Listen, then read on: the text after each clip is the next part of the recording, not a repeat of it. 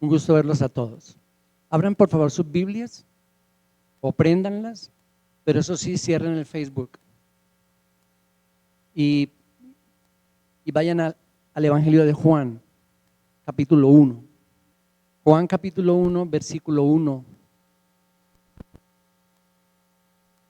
Dice así: en el principio ya existía el Verbo, y el Verbo estaba con Dios, y el Verbo era Dios. Él estaba en el principio con Dios. Todas las cosas fueron hechas por medio de Él, y sin Él nada de lo que ha sido hecho fue hecho. En Él estaba la vida, y la vida era la luz de los hombres. La luz brilla en las tinieblas, y las tinieblas no la comprendieron. Señor, recurrimos a ti por ayuda. Y nuestra petición en este momento es que tú nos encuentres en esta escritura. Encuéntranos en estas palabras. Si tú nos encuentras en ellas, entonces van a marcar nuestra vida. Van a cambiar lo que somos. Van a nutrir nuestro espíritu, nuestra alma, nuestro cuerpo, todo nuestro ser. Así que juntos te pedimos, encuéntranos en este texto. Amén. Este es el mensaje de Navidad, pero no vamos a hablar ni de ovejas, ni de pastores, ni de reyes magos, ni de otras cosas que normalmente se hablan en Navidad. Pero este pasaje es el pasaje navideño por excelencia, más que ningún otro. Si hablamos de Navidad, este es el pasaje que tenemos que buscar y leer y meditar y entender. Porque, por ejemplo, solamente leímos los primeros 5 versículos, pero si ustedes van al verso 14, Juan dice en el verso 14: el Verbo se hizo carne y habitó entre nosotros, y vimos su gloria, gloria como del unigénito del Padre, lleno de gracia y de verdad.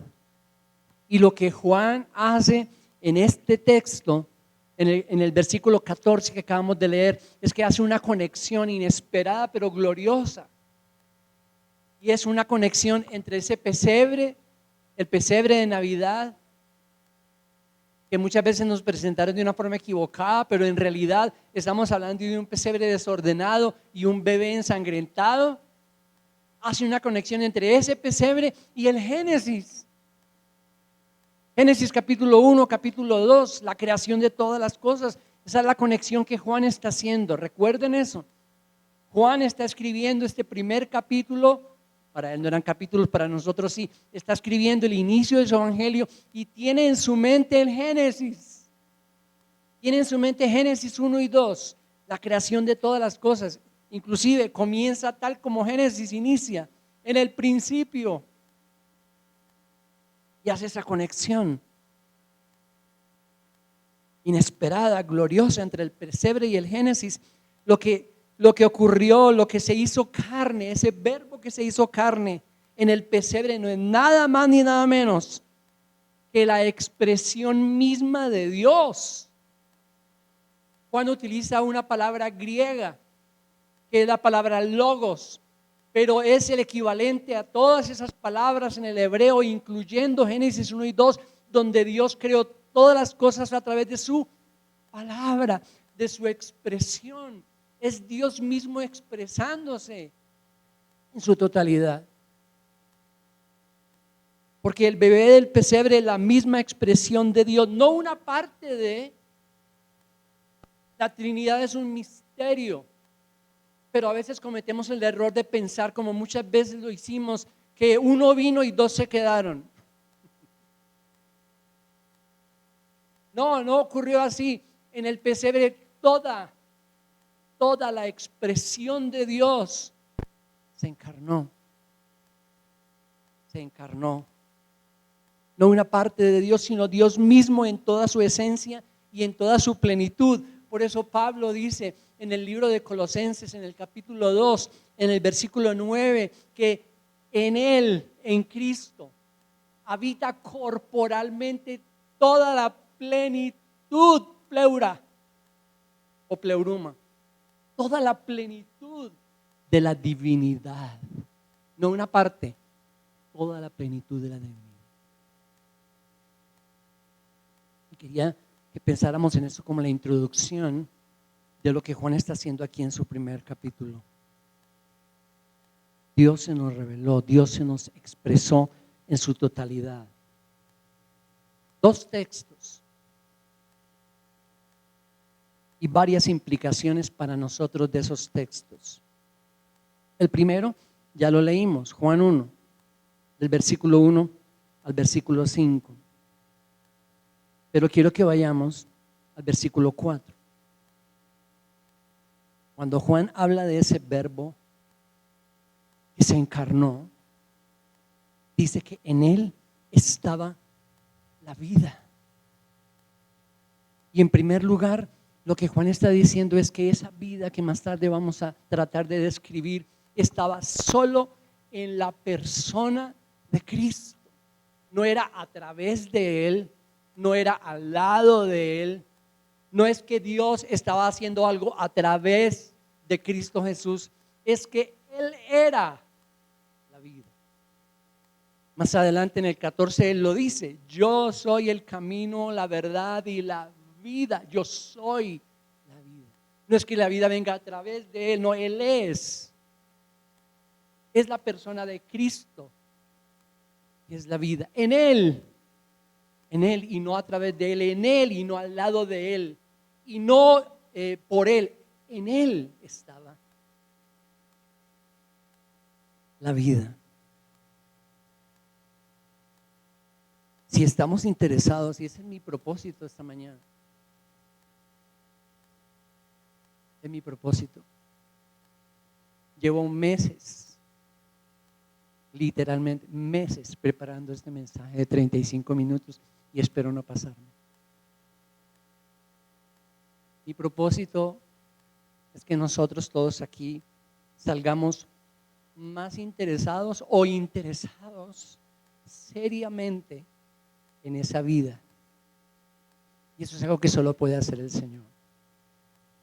Pero Él puede hacerlo a través de esta palabra. Si estamos interesados en esa vida, no la vamos a encontrar en ningún otro lugar. No la vamos a encontrar ni en una religión, no la vamos a encontrar en ningún dogma, no la vamos a encontrar en ninguna liturgia o ritual, no la vamos a encontrar en lo que nosotros llamamos la iglesia. Porque hay miles y millones de personas que asisten fielmente a una congregación cada fin de semana y no han encontrado la vida. Porque ahí no se encuentra. Hay personas que son absolutamente fieles y disciplinadas con su liturgia o con su disciplina espiritual y no tienen la vida. No hay vida en ellos. Porque Juan dice que solo en Él está la vida. Y si estamos interesados, tenemos que correr a la persona de Cristo que es real y en Él encontrar esa vida. ¿Cómo hago eso? ¿Cómo se hace eso? Más adelante tratamos de ayudarnos unos a otros en ese propósito. Entonces, en primer lugar, en Él. En segundo lugar, en Él estaba la ¿qué? La vida. ¿Cuál vida? ¿Cuál vida? Cuando Él llegó, la humanidad llevaba miles de años viviendo. Así lo conocemos nosotros, así lo entendemos nosotros. Miles de años viviendo, pero ¿cuál vida? Miles de años de vida de la humanidad. ¿De qué vida está hablando Juan? Hay dos palabras que se usan en el Nuevo Testamento. Cuando uno en el Nuevo Testamento encuentra la palabra vida, básicamente hay dos palabras en el griego. Una es bios y la otra es zoe. La palabra bios se utiliza muy poco. La gran mayoría de ocasiones donde en la Biblia se encuentra la palabra vida, se usa la palabra zoe en el griego. Juan la utiliza 36 veces en su evangelio. 36. La palabra zoe. La palabra bios en el contexto bíblico de su original en el griego se refiere más a lo existente, a lo orgánico, a lo material, a lo físico. Pero la palabra zoe es mucho más amplia porque incluye la vida eterna, la vida espiritual, a diferencia de la palabra bios. Y en el Nuevo Testamento la gran mayoría de veces se utiliza la palabra zoe para hablar de una vida plena, de una vida completa, que no es simplemente material y física, sino espiritual, que trasciende. Y esa es la palabra que él está usando. Pero una vez más, ¿de qué vida está hablando? ¿Cuál es esa vida? ¿Cuál es esa vida que estaba en él? La única, la verdadera, la que emana de Dios. Tenemos que entender este versículo 4 en el contexto de los versículos que lo rodean, y acordémonos que en el pensamiento de Juan, él está hablando y pensando en el Génesis. En Génesis capítulo 1 y capítulo 2, cuando Dios en el 1, en una forma general, crea todas las cosas, incluyéndonos a nosotros como cúspide de su creación. Y en el capítulo 2 se nos hace un detalle de esa creación que se nos habló en el 1 un poco más detalladamente. Pero eso es lo que Juan tiene en mente, él está pensando en eso y está relacionándolo con este verbo que él conoció. Dice, en él estaba la vida. ¿Cuál vida? La única, la que emana de Dios. No hay otra, la verdadera, la que Dios en la eternidad planeó para nosotros. Esa vida es la que Juan está hablando. La vida que está en Cristo es la que Dios planeó desde la eternidad para vivirla con nosotros.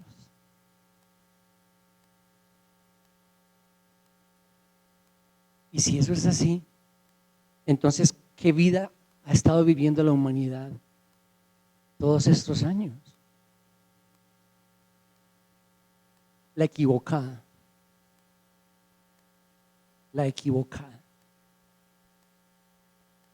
La que se torció. La que se corrompió. Esta no es la verdadera. Esta no es la que Dios planeó en la eternidad. Y esa es la vida que tú y yo vivimos por mucho tiempo. Algunos menos, algunos más. Es tal vez la vida que algunos aquí todavía están viviendo, porque no han encontrado la vida que está en Él. Esa es la vida de la que Juan está hablando. La Biblia nos dice en Génesis capítulo 2, versículo 7, no lo busquen. Dice que Dios, cuando en el capítulo 12 nos hace un poco más detallada esa creación, dice que Dios formó al hombre del polvo de la tierra, ¿cierto? Y luego sopló en él aliento de vida. Y entonces este cuerpo inerte formado del barro, según la historia que la creó tal y como la Biblia la enseña, Dios sopló aliento de vida y entonces cobró vida, cobró existencia. Pero mucho más importante que eso, cuando Dios sopló sobre lo que Él había creado aliento de vida, inmediatamente emergió un ser parecido a Él. Y se parecía a Dios, porque fue Él quien sopló esa vida sobre Él. Y entonces era similar, semejante, tenía sus mismas características. Para ponerlo más en nuestros términos, tenía la bondad de Dios, tenía la misericordia de Dios, tenía la compasión de Dios, tenía la fidelidad de Dios. Y ese era el hombre que estaba viviendo en ese huerto que Dios preparó para él. Porque dice Génesis 1:26 que creó Dios al hombre a imagen de Dios, lo creó. Y en el capítulo 12 nos dice, ¿cómo fue que sucedió eso? Sopló sobre él el aliento de vida, de vida. Y mucho más importante que simplemente el hecho de que el hombre comenzó a vivir este cuerpo que Dios había hecho del barro de la tierra, comenzó a vivir, mucho más importante, se parecía a Dios. En sus características, en sus atributos, en sus propiedades, como queramos llamarlo. Déjenme darles dos. Bueno, antes de eso, miren, no solamente estamos viviendo la vida equivocada, la humanidad está viviendo la vida equivocada. Nosotros antes de estar en Cristo estamos viviendo la vida equivocada. Pero inclusive después nosotros también usamos mucho el lenguaje equivocado como cristianos, como creyentes. Lenguaje equivocado como este, cuando le di cabida a Cristo en mi vida. ¿Cuál vida? ¿Cuál vida? Le di lugar a Cristo en mi vida. ¿Cuál vida? Si la única está en Él. Lo demás es una farsa. Lo demás es un engaño. Lo demás es absolutamente inútil. Que lo único que va a producir al final de esa vida falsa es muerte. Muerte. Y no solamente muerte física, no solamente muerte bios, pero también muerte zoe, muerte espiritual, muerte eterna.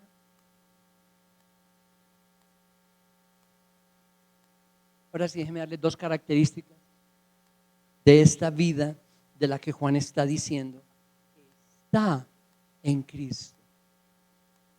Uno, es eterna. Es eterna, nunca termina. Nunca acaba.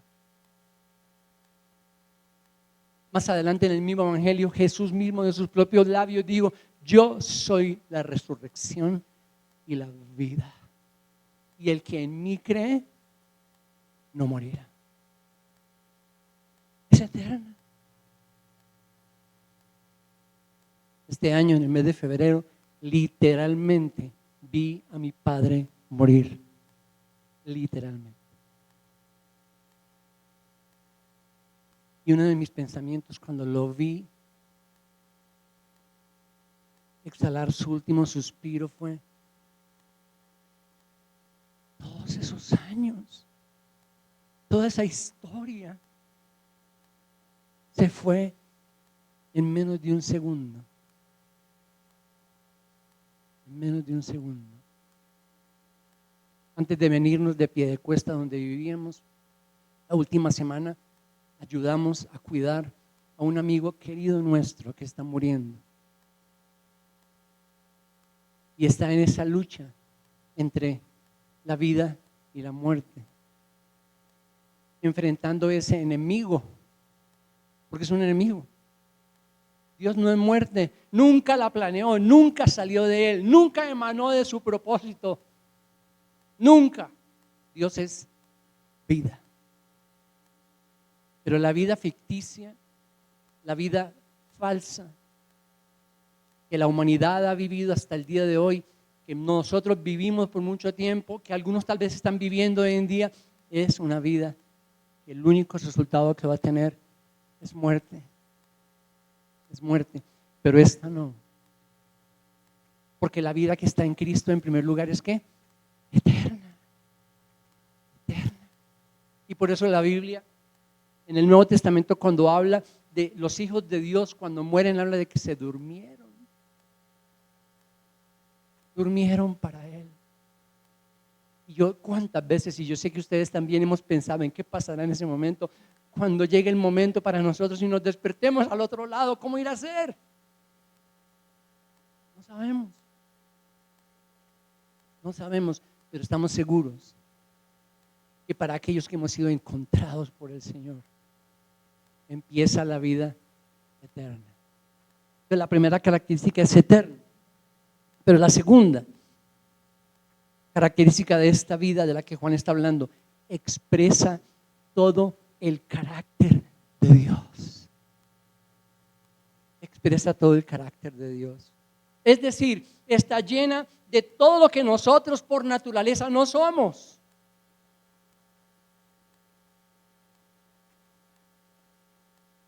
Hermano, pero no sea pesimista, negativo. No somos. Porque esa vida que está en Cristo, la vida de Génesis, la vida del soplo de Dios sobre ese ser que Él creó con sus manos, que formó con sus manos, esa vida la perdimos. Perdimos su gloria y perdimos esa vida.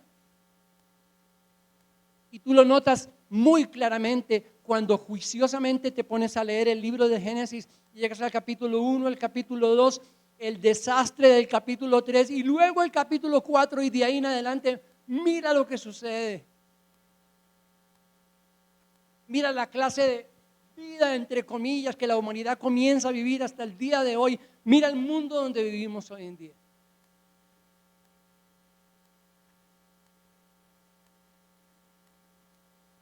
Esa vida expresa todo el carácter de Dios, lo que Dios es. Lo que Dios es. Nosotros perdimos porque fuimos destituidos de la gloria de Dios. Pero en el perfecto plan de Dios, escuchen esto, esa vida que está en Dios, que está en Cristo, que perdimos en el principio, en el perfecto plan de Dios, estaba el que Dios mismo nos iba a traer de nuevo. Esa vida llena de su plenitud y de sus atributos, nos la iba a traer llena de su gloria y nos la iba a traer encarnada en una persona como nosotros. Y eso fue lo que los discípulos, dentro de ellos Juan, vieron en esta persona de Jesús. Lo que vieron en él. Miren el verso 14 una vez más. El Verbo se hizo carne y habitó entre nosotros y vimos su gloria. Gloria como del unigénito del Padre, lleno de gracia y de verdad. Si vieron su gloria, ¿de qué está hablando? ¿Será que Jesús resplandecía todo el tiempo? No, en una sola ocasión, según el relato de los evangelios, solamente Juan, Jacobo y Pedro en el monte de la transfiguración vieron a Jesús diferente, resplandeciente en su gloria, pero de ahí en adelante no, Él se veía tal cual como nosotros. ¿A qué se refiere entonces con que vieron su gloria?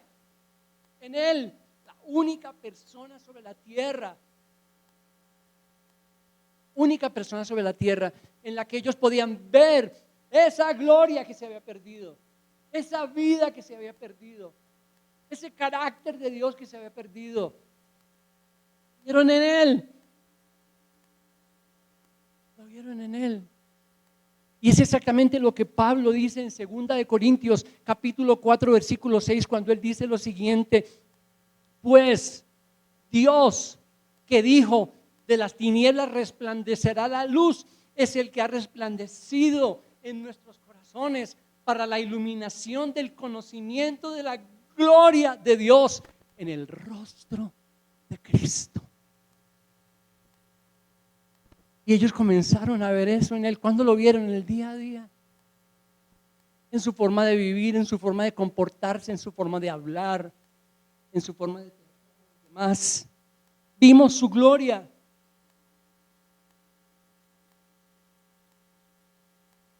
Este Jesús humano que sentía hambre, sed, se cansaba, se dormía, reflejaba la gloria que la humanidad había perdido. Él era misericordia en lugar de juicio. Él era perdón en lugar de condenación. Él era amor en lugar de odio.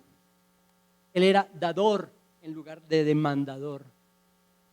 Él era ternura, amabilidad, cuidador de los suyos. Él era fidelidad que nunca engaña, sino que ama sacrificialmente. Era honestidad, transparencia, humildad. Padre bueno que da su vida por sus hijos. Dependencia absoluta de su padre. No rencor, no odio, no envidia. Podíamos quedarnos aquí horas y horas hablando de lo que esta persona era.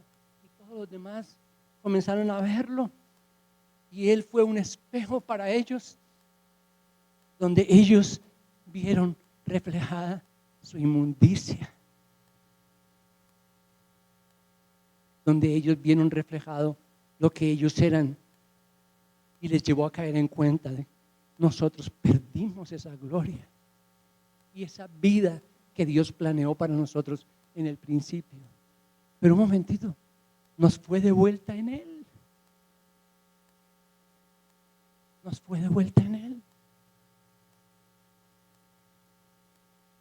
Nos fue de vuelta en Cristo. Él vivió. Él, Cristo Jesús, vivió esa vida perfecta y verdadera, la vivió por nosotros. Bien, ya no tenemos que vivirla, no para ser justificados, no para ser salvos, no para ser aceptos. Por eso cuando Pablo habla en Efesios capítulo 1 de todas las bendiciones espirituales que tenemos en Cristo, las coloca en el pasado. Y dice que fuimos aceptos. Ya fuimos aceptos si estamos en Cristo. No somos llamados, no tenemos que vivir esa vida para ser justificados, porque ya lo fuimos. No tenemos que vivir esa vida perfecta para ser adoptados, porque ya lo fuimos. Pero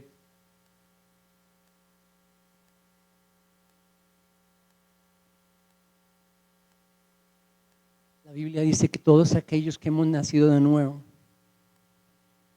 anhelamos y gemimos por ser revestidos una vez más de la vida y de la gloria que perdimos. Déjenme leerles un texto en 2 de Corintios. 2 de Corintios, si quieren buscarlo, capítulo 5. 2 de Corintios 5.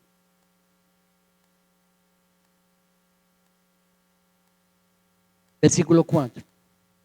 Y ojalá leyeran ustedes el 3, el 4 y el 5.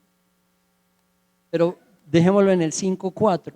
Porque asimismo, los que estamos en esta tienda, gemimos, agobiados, pues no queremos ser desvestidos, sino vestidos. Y escuchen esto, para que lo mortal sea absorbido por la ¿qué? Por la vida. ¿Qué creen ustedes que es esa palabra vida aquí? Soy. Esa es la forma en que Pablo lo coloca. Gemimos porque cada que nos vemos reflejados en Él nos damos cuenta de que todavía no tenemos todavía lo que perdimos. Nos ha sido devuelto en parte, pero ahí estamos todavía en la lucha con nuestra humanidad, con nuestro pecado, con nuestra maldad, con nuestra envidia, con nuestro rencor, con nuestras frustraciones, con las marcas de nuestra alma que a veces desde niños vienen o desde jóvenes, y ahí las tenemos, que afectan nuestra vida. Y ahí todos estamos involucrados, todos. Pero la Biblia dice que Él nos amó así como nosotros estábamos. Pero jamás fue propósito que nos quedáramos así. No, estamos recibiendo las arras de nuestra herencia. Las arras de nuestra herencia. Y entonces, aunque creemos, y esa es nuestra ancla, el ancla de nuestra alma, es que Él ya vivió esa vida perfecta por nosotros. Cada día nos levantamos y hay un anhelo profundo en nosotros y un gemir por ser revestido otra vez de esa bondad, de esa ternura, de esa misericordia, de esa fidelidad, de ese perdón, de todo lo que Él es.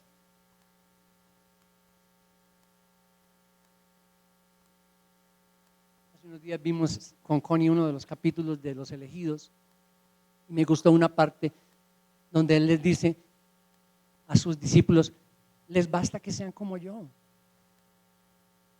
Como si fuera tan fácil, pero estamos en ese proceso. Es más, hermanos, si nosotros no estamos gimiendo y anhelando cada día el ser revestidos y cambiados y transformados, no hemos nacido de nuevo. No me importa dónde asistes, ni cuán fiel eres, ni cuán servicio ofreces. No has nacido de nuevo. Porque los hijos de Dios, eso es lo que anhelamos y gemimos. Que la vida absorba la muerte en nosotros.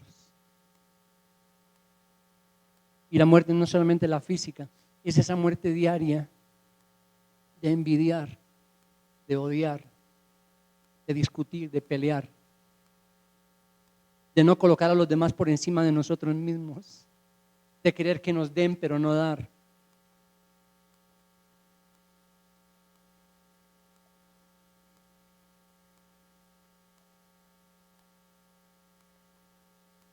Pero ese anhelo y ese gemir no creo que sean literales. No.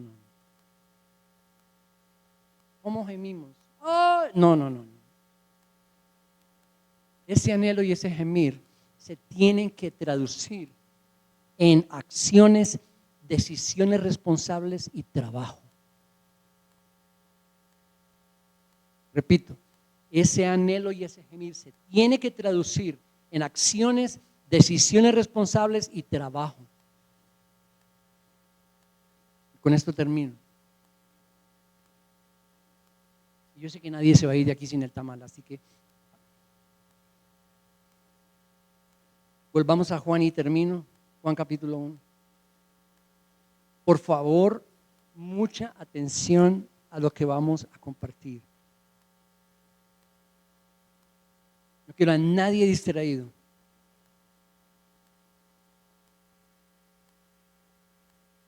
Juan capítulo 1, versículo 4. En él estaba la vida y la vida era la luz de los hombres. ¿Cómo así? No tengo mucho tiempo, déjeme colocarlo así nomás.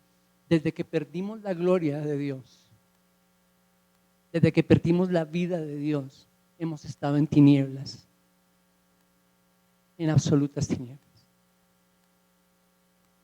No me importa cuán buen mozo seas, cuánto dinero tengas, cuántas posesiones tengas a tu favor, cuánta fama, cuántos títulos. Hemos estado en tinieblas. Y la luz es cuando Él resplandece por su misericordia. Resplandece y nosotros comenzamos como los discípulos a darnos cuenta, un momentico. Ahora somos conscientes de la vida que perdimos, de la gloria que perdimos. Y comenzamos a anhelar y a gemir y a desear y a trabajar por esa vida que nos fue devuelta en Cristo Jesús. Por eso la vida era la luz de los hombres. Pero la última es la siguiente. Dice el versículo 5 que la luz brilla en las tinieblas y las tinieblas no la comprendieron. Y hemos estado con Connie arañando todos estos días. ¿Cómo es eso de que resulta que esa palabra que aparece ahí, que en nuestras Biblias dice comprendieron, es la palabra catalambanó en el griego? Catalambanó. Y esa palabra tiene un significado Y es el siguiente: tomar, agarrar, sostener, abrazar, no soltar, no desaprovechar la oportunidad. Es como cuando está pasando algo y ¡plum!, tú lo agarras y después de que lo agarras dices: no lo voy a soltar, lo voy a abrazar todos los días. Me llamó mucho la atención porque a veces está muy lejano para nosotros, él no la comprendieron, no la catalambanó. No la catalambanó, la luz vino, estuvo frente a ellos. Y ellos siguieron en la misma oscuridad.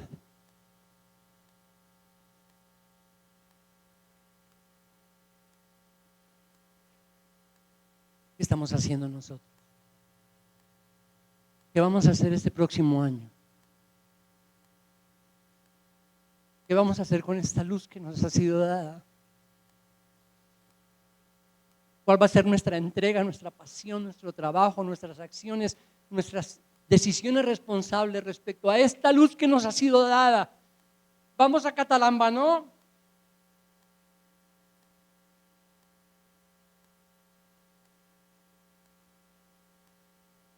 Juan 17, no lo busquen, voy a leerlo.